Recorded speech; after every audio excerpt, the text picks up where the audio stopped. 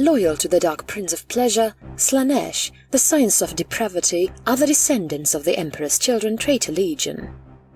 During the Legion's time in the Warp, a millennia after the events of the Horus Heresy, a chapter of Space Marines decided to break off largely due to an accidental fracture in one of their mutated strike cruisers. The strike cruiser Alvor Aurelia housed many demons and traitor marines alike, who spent roughly a year also in the Warp, indulging in excess and bodily pleasures. To this lone company of Emperor's children, they spent just a year on the chaotic cruiser. But the Warp is strange and bends time and space in whichever direction it wants. In reality, the company was trapped in the overindulgent celebration for thousands of years. The Aurelia split in two, with the force of such a celebration that the back half of the ship spiraled outward, eventually crash-landing on a planet just outside the Eye of Terror. The Hive City that was once known as Ferris caught the collision of the Aurelia. Hundreds of thousands died upon impact, and the surviving demons and marines spilled forth onto the rest of the city, butchering millions upon millions of Imperial citizens while they were still ecstatic and high of bodily fluids. One particular noise marine, Adactus Val, decided to leave some of the Imperial citizens alive to be used as slave labor so he could establish a Slaaneshi kingdom on the Imperial hive world of Riguma IV. The new warband of warriors and demons would overwhelm the primitive defenses of the hive cities and raid even the underhives for worthy slaves and playthings. Adactus would become known as the primus of the newly founded Scions of Depravity, personally leading raids on heavily populated hive cities to slaughter the defenders and enslave those left. Demon possession is regular here, and the Scions made it a priority to open a warp gate to the far northern pole of the world, letting a legion of demons loose on the planet in Slaanesh's name, but only for the Primus's purposes. Adactus is an interesting noise marine. His rank of Primus was indeed self-proclaimed, but his tastes in excess and indulgence are different than his brothers and demonate servants under them. He cares not for sexual indulgences, but appreciates the beauty of it, and has been known to watch sexual acts that he establishes like a king watching a duel in the arena. Whether it is a group of captured slaves from the hive cities, other Scions coupling with said slaves and demons, or demons with slaves. He studies sexuality, reveres it, but never sees a reason to take part in it himself, which is what makes him a unique Primus. Adactus is obsessed with exotic food and the consumption of it, far greater than his infatuation with sexual activities. Even though the world of Riguma IV is littered in hive cities and chaotic corruption, the world itself contains lush, beautiful grass plains and hills. A gorgeous, natural utopia horribly scarred by atrocity and war. The citizens turned slaves of Riguma are twisted by amplified desires and dark whispers of the warp. Extended contact with both demon and traitor alike mutated the once loyal servants of the Emperor into fanatic cultists of Slaanesh, seeking to make a better life for themselves under the oppressive yoke of the ruinous powers. Scion raids and even full-scale invasions typically begin with a wave upon wave of former citizens turned cultists, armed with stolen lasguns and demon-forged weapons, who are in turn led by demonettes, with the highest chain of command falling to the Scions themselves. Slaves have been known to repeatedly commit the same atrocities to one another done onto them by their demon and space marine masters. The defenders of the hive cities are forced to fight friends and family who have been corrupted by chaos, and the longer they fight, the more they become tainted with the warp. Beneath the Primus lies the perverse Cabal, a squadron of elite Scions who have distinguished themselves in battle and have earned the listening ear of the Primus. Beneath the perverse Cabal are both the carnal prophets and the cult of excess. The carnal prophets are the dark priests of the warband, chaotic equivalents of the Imperial chaplains who instead preach the word of Slaanesh to the warriors of the lowest tribe of the Scions, the depraved sons. The cult of excess are the less spiritual company of the Scions and are the mainstay of the veterans and aspiring captains who seek to join the Cabal. Both the prophets and the cult join together once ascending to the Cabal, using their talents and ability for the enjoyment and improvement of the warband. But in all instances, the cult and the prophets constantly wage war on one another, letting their armies and slaves to do battle in their own twisted game of blood.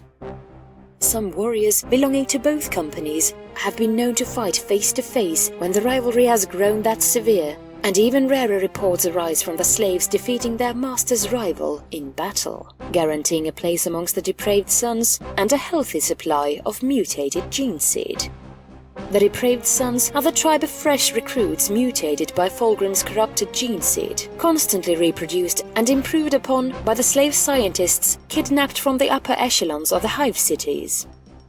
The known leadership of the cult and the prophets each lie with an individual autocrat who report directly to the consensus of the Cabal. For the cult, they are headed by a strong warrior known as Varian, the Burning Corruption. In all regards, he may as well be a warrior of Slanesh's rival Khorne, but his unusual obsession with taboos dealing in sexuality permanently binds him to the Dark Prince. The prodigal son of the prophets is known as Silent the Stalker, a powerful sorcerer of the warp and a bender of wills and minds. He continuously conducts magical experiments on his unwilling slaves through both planned and unplanned means. Those who are loyal to him receive possessed marks of Slanesh, who empower the armor they wear and the weapons they wield in battle.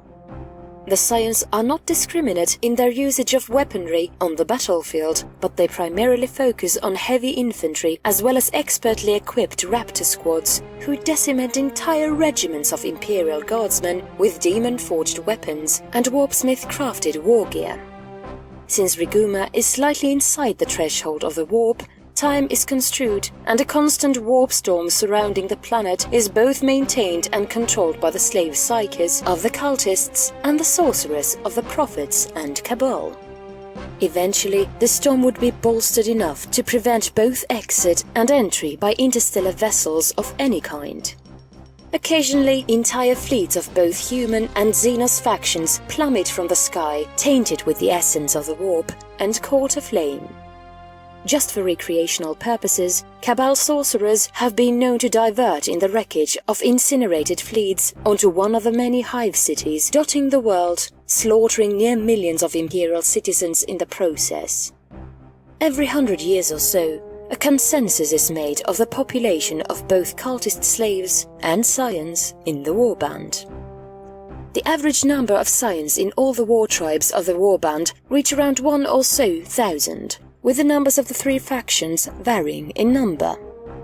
Typically, each Scion, no matter their rank, owns nearly 100 enthralled cultists as warpsmiths, armorers, and largely objects of pleasure or entertainment. One's status in the warband is measured in how many slaves a Scion acquires in a battle. After so many slaves have been acquired and much-needed battle experience has been earned as a side effect, a depraved son can ascend to the ranks of either the cult or the prophets, as they so choose. Most bloodthirsty sons choose the path of the cult, seeking glory in battle and slave wealth. The fortress of the warband is the first and the last captured hive city on the planet of Riguma, Chimeras. The unholy monastery of Chimeras was largely destroyed in the initial crash landing of the Aurelia, since the strike cruiser itself crashed directly on the higher levels of the hive. Eventually, the worst of the corruption seeped down to the core of even the Underhive, with nomadic tribes of still uncaptured citizens constantly avoiding detection by the raiding war parties of the Scions and swarming demonettes. It is unsure how Primus Val prevents the total destruction and corruption of these high worlds. His standing as master of the warbands continues to stand with each upstart Cabalite who seeks to usurp him and reforge the way of Scion life. What most upstarts do not understand is that with each slave torn from the already declining safety of the hive, dragged back to Chimeras and dominated for the rest of their pitiful lives, Slanesh receives a bountiful feast of emotion and fear. Direct murder of Imperial citizens can only go so far, but Adactus dreamt of a way to reap a greater harvest of pain and suffering to feed the prince, as well as the sadistic joy and sexual ecstasy of the Scions who assumed the role as raiders and dominators. The Scions unfortunately lack in heavy vehicles.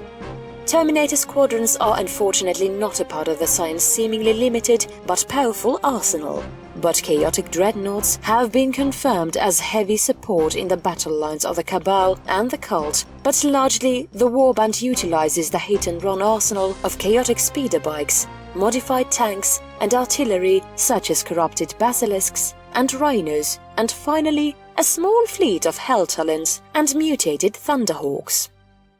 It is even rumored that this warband managed to get their twisted hands on Hell Knights and their respective variants, such as Hell Scourgers and Hell Striders.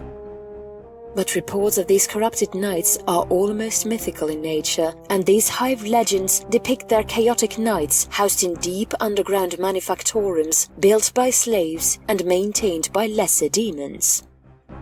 In conclusion, Riguma is a more savage world than other Imperial-held planets, and the Scions pose a dire threat to the Imperium should they decide to leave their comfortably indulgent cycle of pain and suffering. Should the Primus decide to spread the Scion way of life to other Imperial worlds, the devastation could be unlike anything the Imperium has seen since the Horus Heresy.